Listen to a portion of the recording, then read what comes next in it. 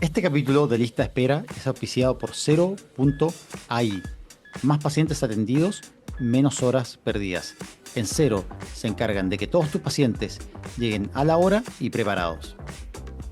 Bueno, José Miguel, una vez más estamos en este improbable podcast que ya alcanzó la más improbable de todas las cosas, un segundo año. ¿Quién te habría imaginado esto, no?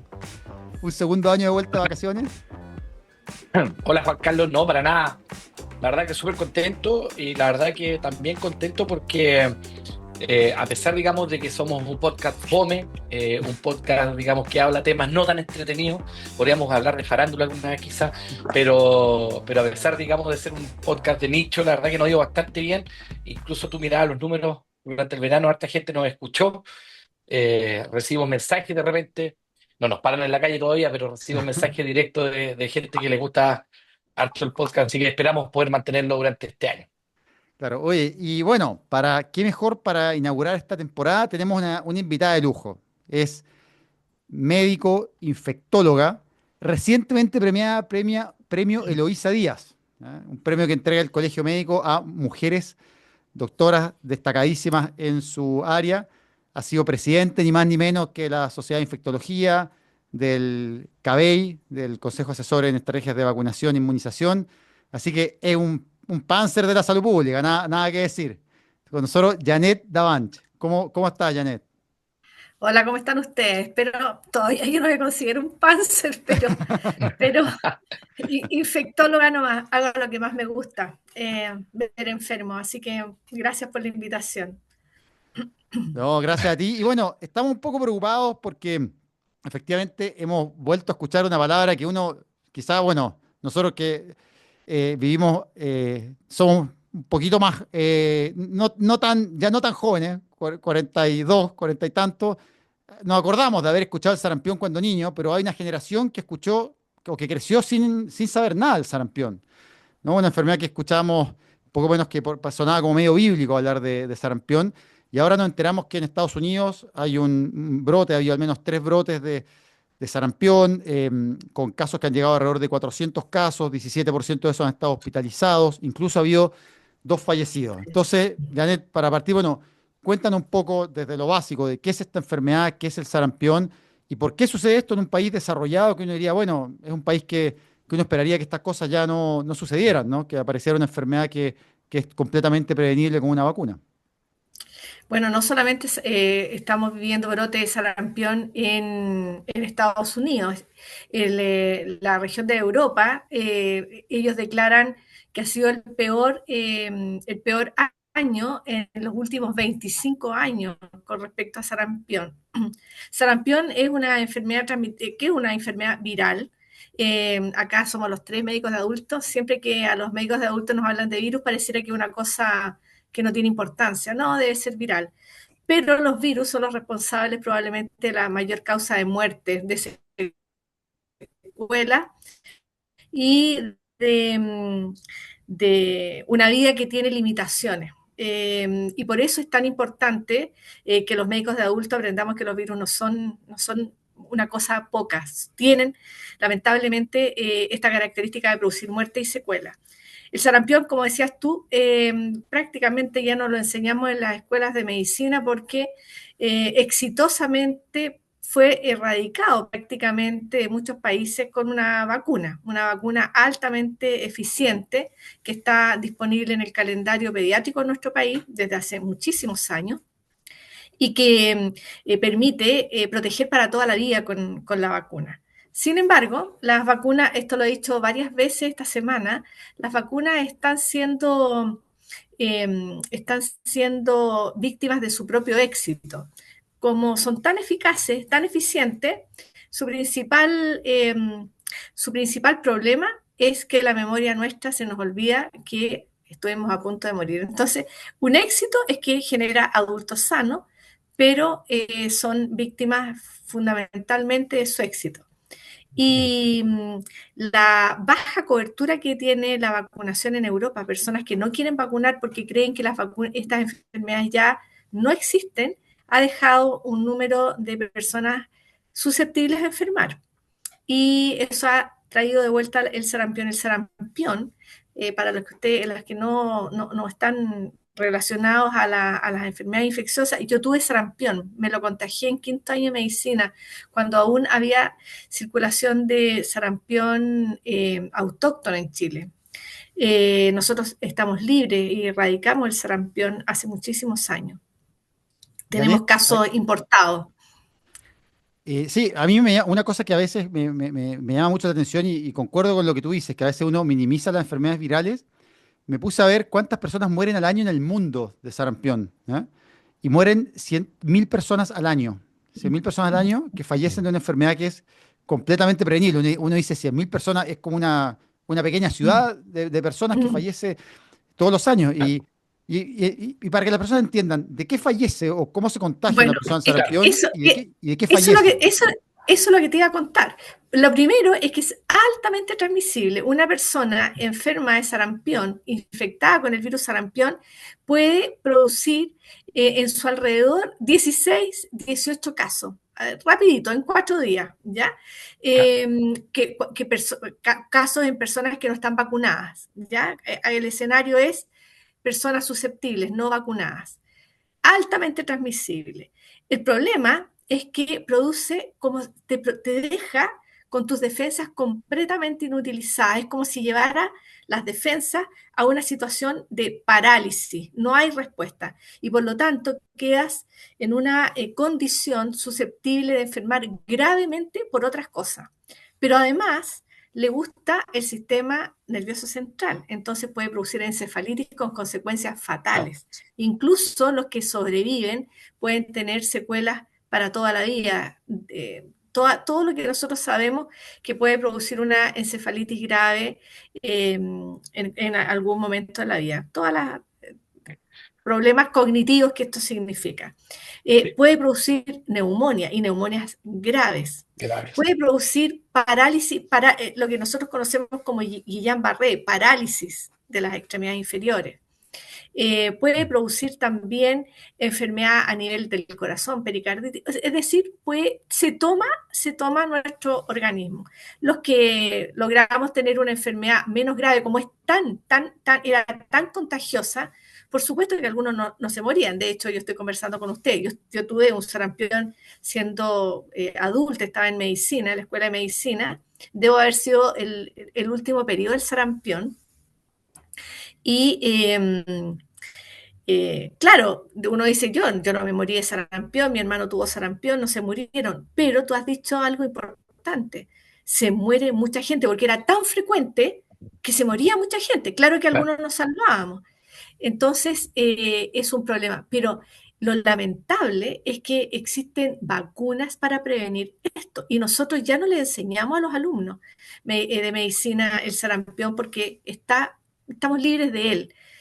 Así que justamente concuerdo contigo, ha vuelto una enfermedad que eh, no debería volver.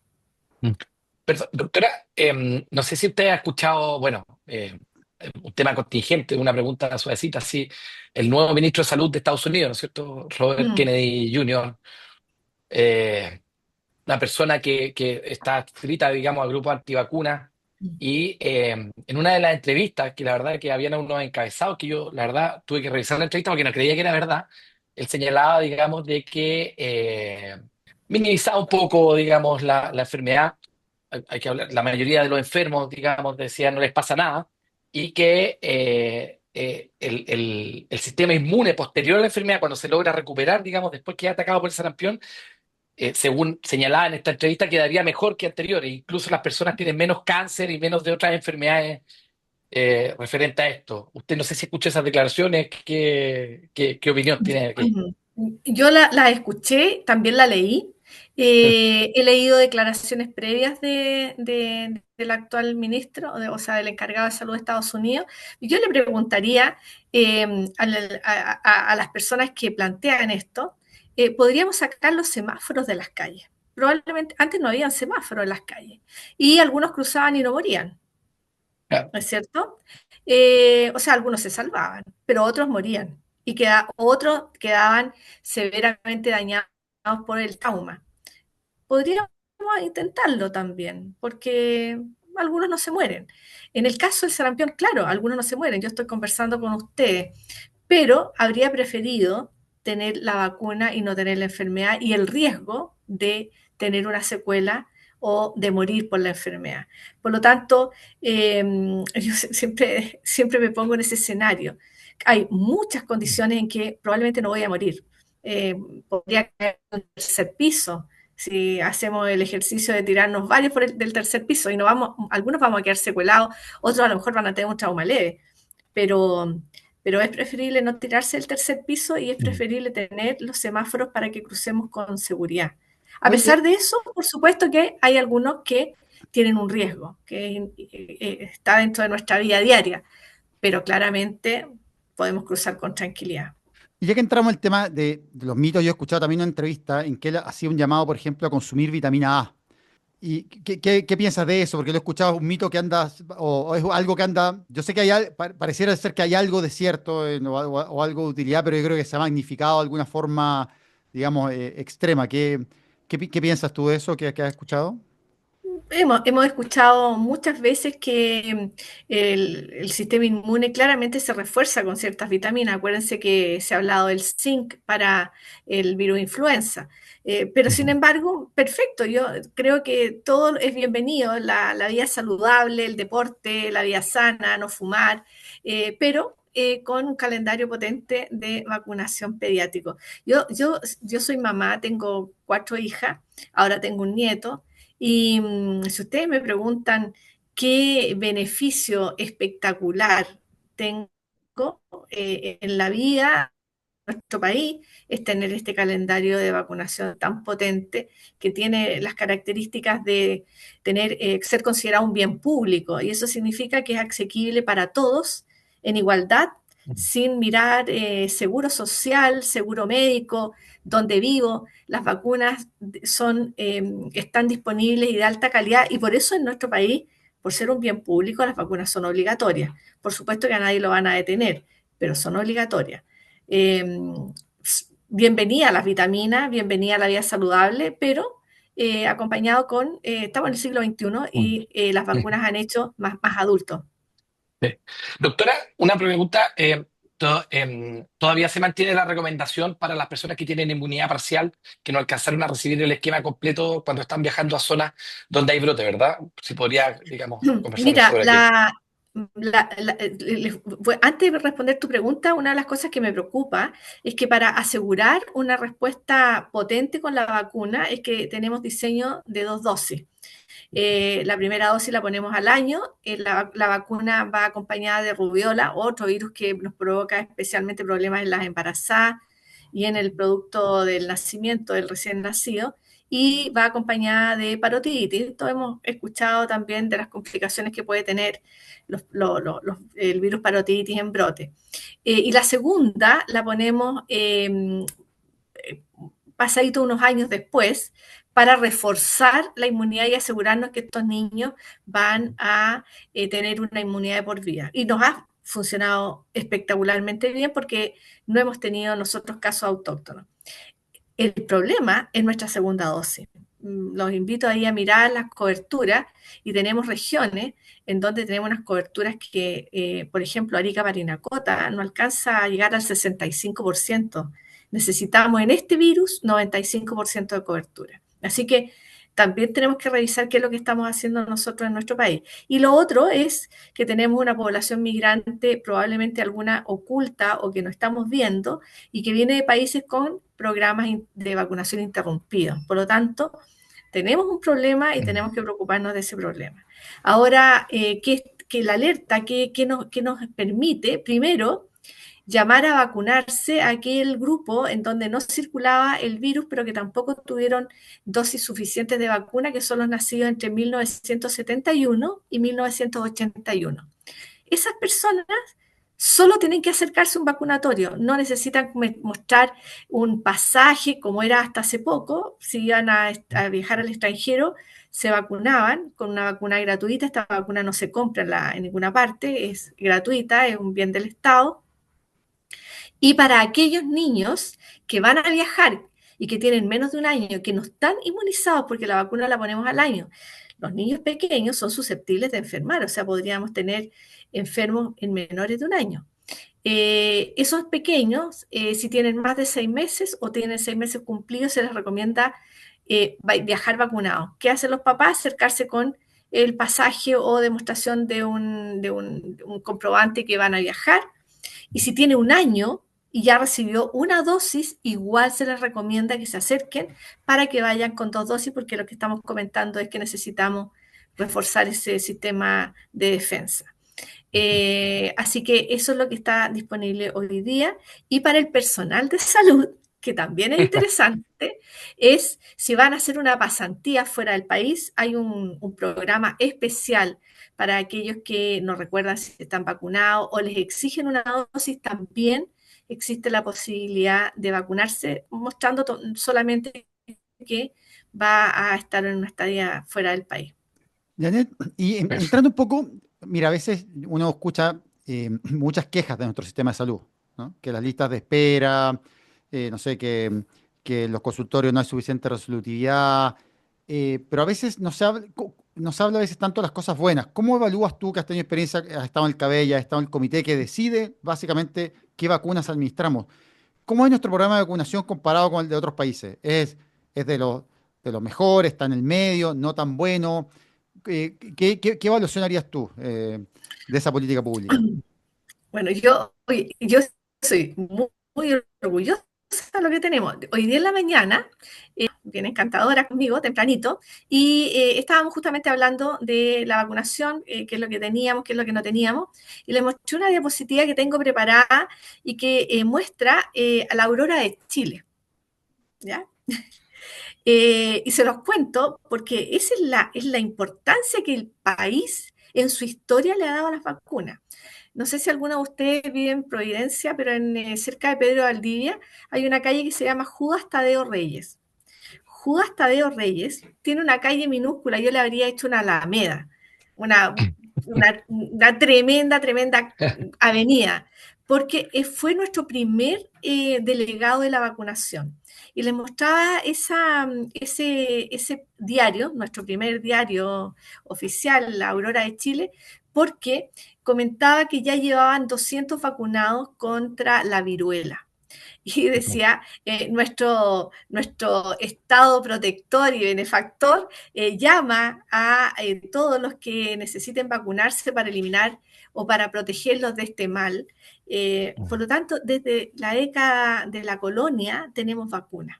O sea, nuestro país ha sido un país que tiene clara el uso de la ciencia al beneficio de la población. Por lo tanto, si tú me preguntas a mí cómo es nuestro plan de vacunación, espectacular. Tenemos un plan de vacunación que hoy día incluye las meningitis, las infecciones virales. ¿Qué no tenemos hoy día en el programa nacional? Rotavirus. Probablemente se va a incorporar en algún momento, pero varicela, o sea, tenemos un programa de vacunación espectacular con un diseño en donde tú puedes ir a cualquier vacunatorio de la red, público o privado. Yo me puedo vacunar donde quiera. No tengo que demostrar la dirección, solo que necesito la vacuna. Y tenemos además un personal altamente entrenado y un sistema de vigilancia de cualquier evento supuestamente relacionado a una vacuna muy alerta para identificar algún problema. Obviamente, todo lo que hacemos se lo ponemos a gente sana para que no se enferme. Y por eso entonces, cuando se incorpora una vacuna, lo primero que debemos asegurar es solo beneficio. Y así se incorporan las vacunas. Así que es un programa extraordinario. Ustedes, solo les pregunto, ¿saben cuánto cuesta la dosis de Nirsevimab que se incorporó? Fue en mi último documento, así que me lo sé de memoria, en el CABEI, en el grupo del CABEI. Hoy nos ¿Cuánto van le a hacer una cuesta, prueba, José Miguel, acá. Churra. Vamos. cuánto cuesta al Estado una dosis de Nirsevimab para cada niño que la recibe? Cuesta ¿Aló? 300.000 pesos. 300.000 pesos. Y es Yo sabía. costo-beneficio. No hay duda, es costo-beneficio. Sí, o sea, o Sí, sea, me imagino que claro, porque uno cuando piensa que previene una hospitalización en una unidad de cuidado intensivo, el valor de 3 o 4 días cama de UCI claramente es más que 300.000 pesos. O sea, uno, sí, y sobre todo también previene fallecimientos, también, eh, Secuela. claro, secuelas. secuela. Bueno, el Niceimab, pequeño paréntesis para los que nos escuchan, no es una vacuna, es una estrategia de inmunización. En el fondo me va a permitir explicar lo que es en el fondo, es dar el Un anticuerpo anticuerpo. que en el fondo Contra el previene el virus. contagio. O sea, es decir, es darle a la persona directamente aquello que normalmente se genera con una vacuna. ¿Ya? En este caso, como no hay una vacuna, Exacto. se da esta estrategia de inmunización que previene durante todo el invierno el contagio por el virus sincicial.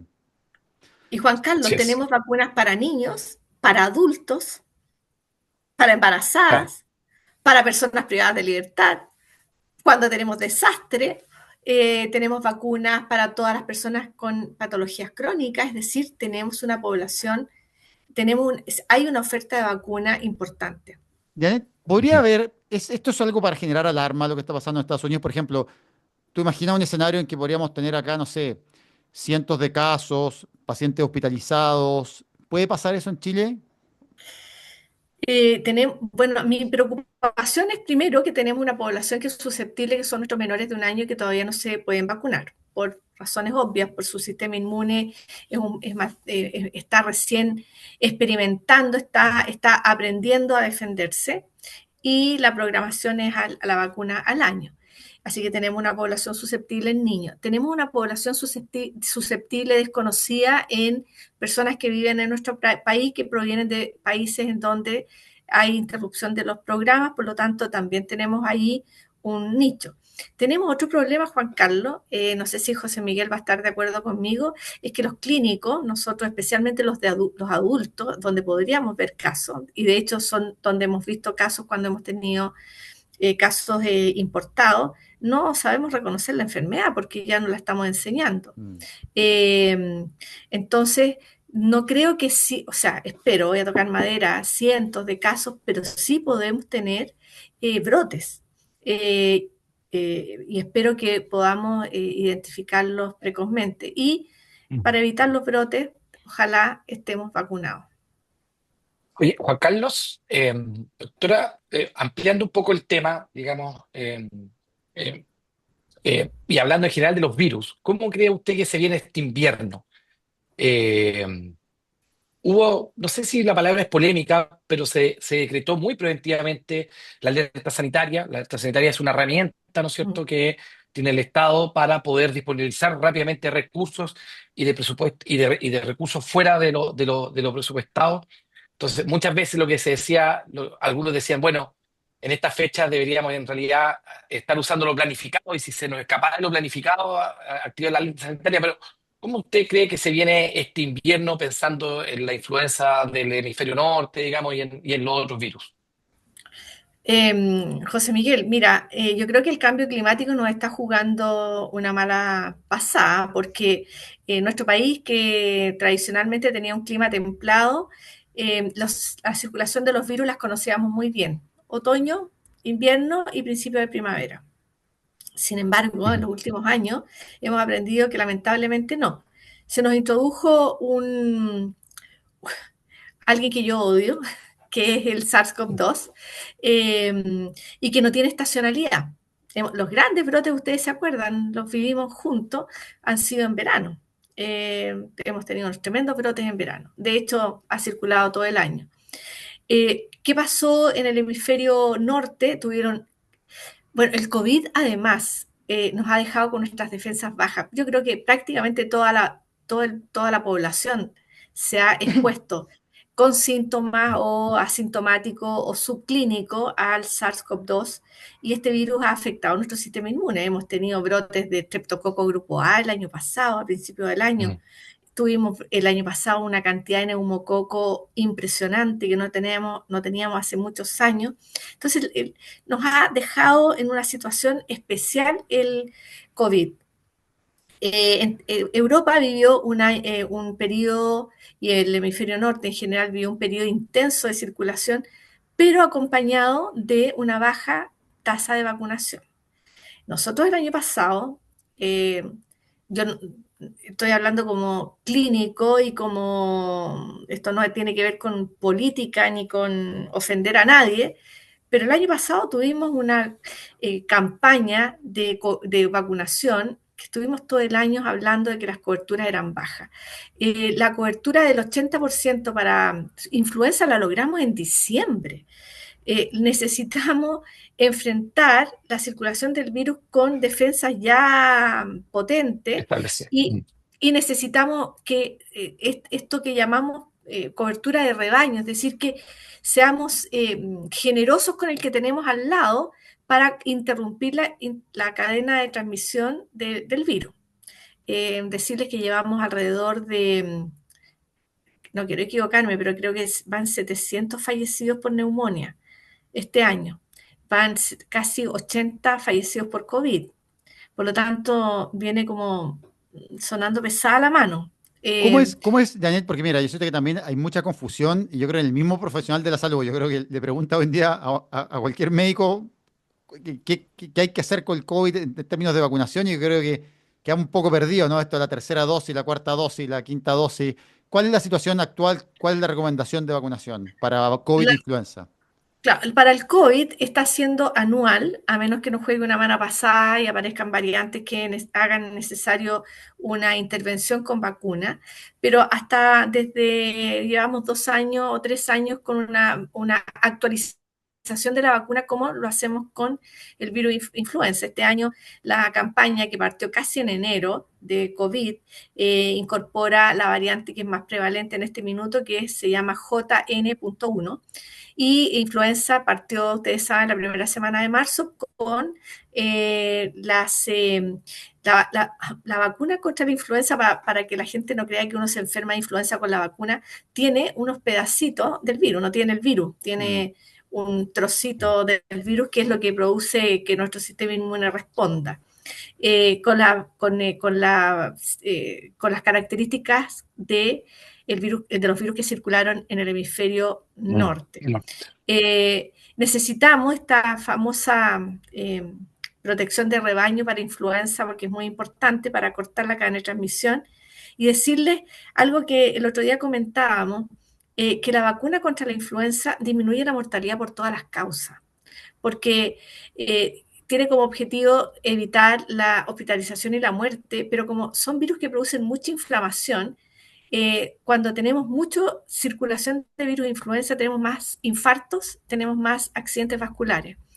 Cuando logramos vacunar a la población, y esto está súper estudiado, disminuyen los infartos y disminuyen los accidentes vasculares. Por lo tanto, es una tremenda herramienta. Yo le preguntaría a alguien, oye, si tengo una vacuna para disminuir los infartos, ¿te las pondrías? Yo creo que todo el mundo responde que sí. O un accidente vascular. Bueno, la tenemos, influenza. Y el año pasado la cobertura se logró en diciembre. Para COVID, o sea, yo creo que si no nos ponemos las pilas, podríamos tener problemas este año, porque el año pasado la cobertura no alcanzó al 30%. Y hoy día, hasta hoy día, creo que llevamos un 6% de cobertura de la campaña de COVID. Si vamos al personal de salud, tenemos un 50%, un poquitito más de cobertura para influenza, pero estamos como en un 6% de cobertura para COVID. Y yo me podría poner, de hecho, yo me puse las dos vacunas, una COVID en el brazo derecho y influenza en el brazo izquierdo.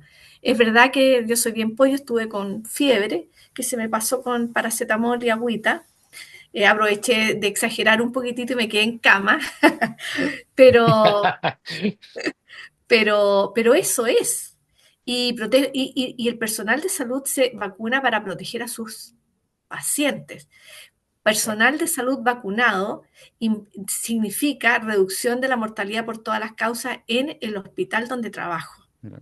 Oye, Janet, y Oye, para ir. perdón, Sí, perdón, disculpa. solamente para señalar ahí que es bien importante, ¿ah? Pero cuando uno ve los datos de personal de salud, uno pensaría, o uno tendría a pensar de que, chuta, el personal de salud, 100% de cobertura, y las coberturas eran súper variables. Algunos servicios, independientes de los profesionales, las coberturas varían entre 40 y 50%. Hay gente que no se vacuna por alguna razón.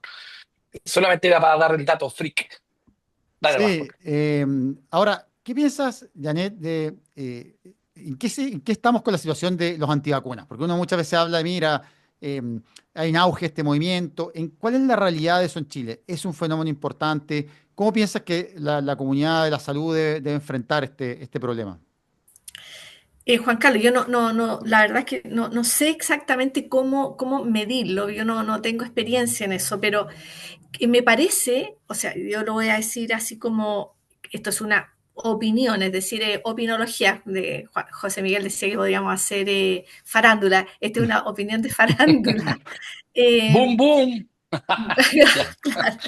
Eh, yo voy a partir por el personal de salud. Creo que estamos al debe en la educación con respecto a vacunas o a inmunización, porque estamos acostumbrados a enseñar cómo mejorar las patologías, cómo tratar una enfermedad, pero no somos muy enfáticos en evitar la enfermedad. Entonces, por lo menos en el personal de salud, creo que estamos al debe y por lo tanto, si yo no sé exactamente cómo transmitir que hay un beneficio real, potente, bueno con una vacuna, mi público, al que yo estoy atendiendo, probablemente no lo voy a vacunar.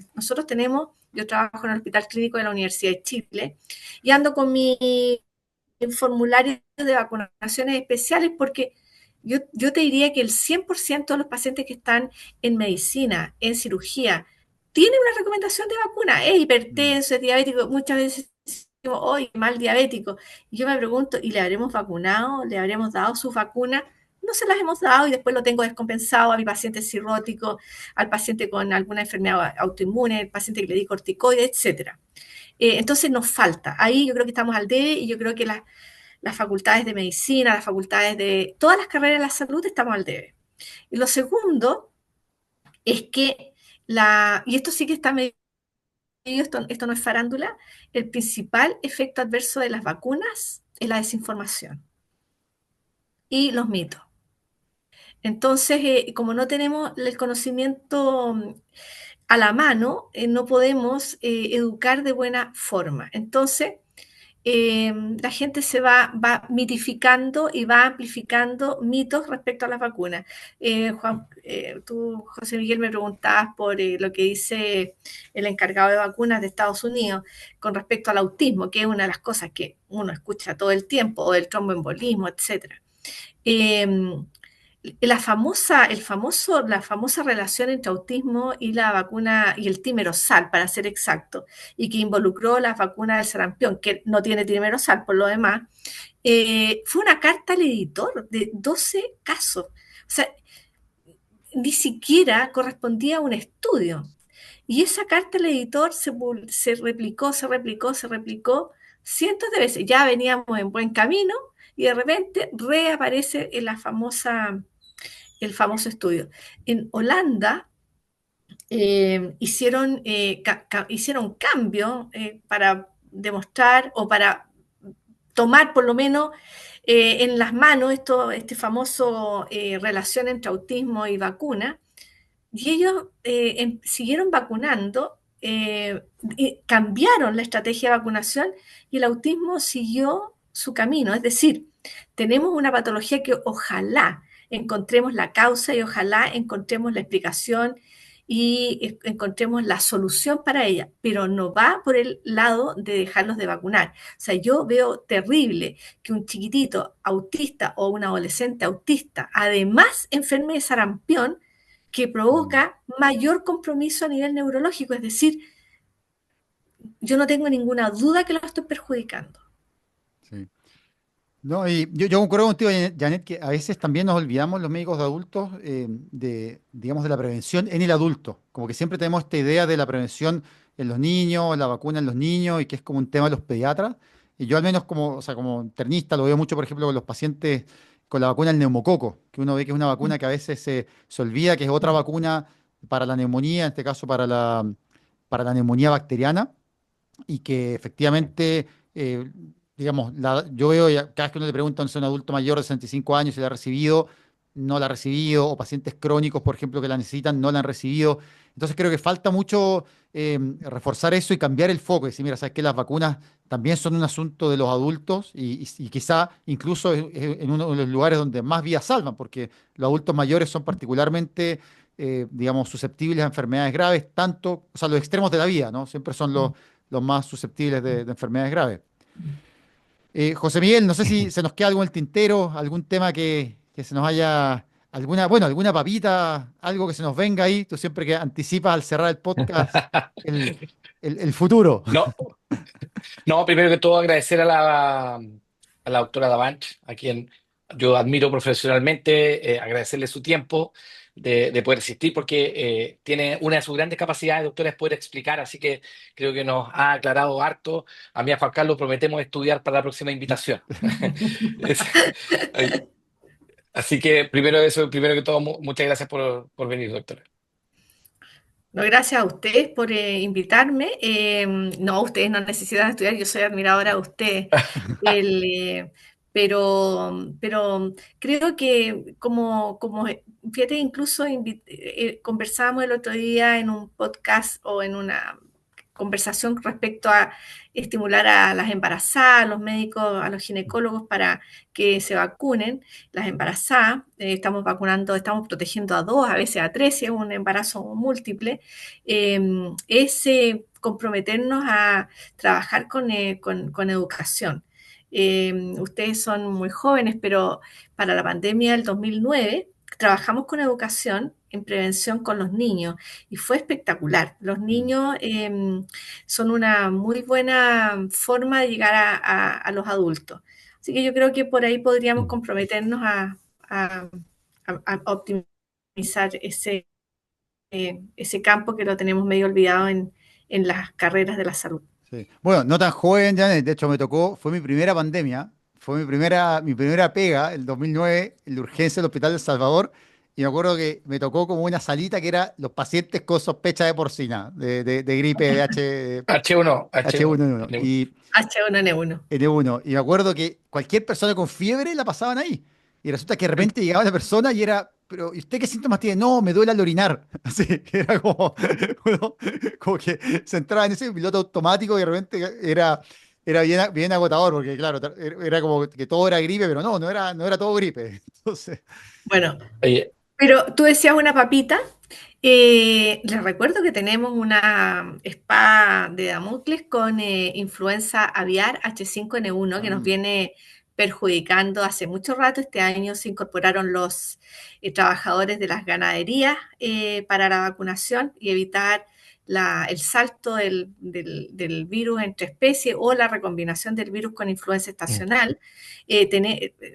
No sé si ustedes saben, pero lo tenemos introducido en las aves de nuestro país. Los huevos están caros por eso, porque se han visto muy afectados los productores avícolas y un virus que ha incluso afectado a los pingüinos de Humboldt en la Antártida. Entonces, ojo, pestaña y ceja, más vale que nos vacunemos y nos evitemos un nuevo problema exacto. ese de es un, salud. ese es un tremendo dato. Juan Carlos, bueno, tenemos, ¿no es cierto?, la circulación viral. Aprovechemos sumarnos al llamado de que la gente que necesita vacunarse se vacune, se acerque a los puntos de vacunación. Y otro dato, se viene bien pesada la mano. Me contó un pajarito por ahí, un pajarito bien pesado, digamos, de harto peso, que está bien complicada la situación financiera dentro de los hospitales, que la situación que se está viviendo en el Van Buren, a los colegas y a todos los equipos de salud les mandamos un abrazo por los difíciles momentos que están pasando. Varios hospitales pueden estar igual y probablemente el mismo problema que vemos todos los años, septiembre, octubre, cuando se acaba la plata, eso probablemente va este año se adelante a julio. Así que Mm. ahí vamos a estar ojo y probablemente también va a ser un tema para conversar en el podcast. Sí, es un tema que se viene y concuerdo contigo. De hecho, también me pasó el viernes, estaba hablando con colegas del Van Buren y la situación es bien crítica, una situación de escasez de insumos.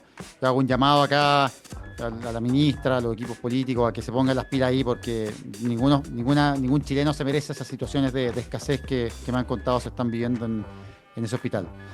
Así que eso, bueno, un abrazo, Janet, gracias por compartir con nosotros y oigan, no se olviden, este es un podcast pobre y honrado, así que su like nos ayuda, déjenos un comentario, compártanos con otras personas en sus redes sociales y pónganos, si les gustó, comenten ahí y eso es lo que más nos gusta y poder difundir este mensaje en torno a la salud pública. Que estén muy bien, gracias, chao. Chao. Gracias, doctora. Chao, chao.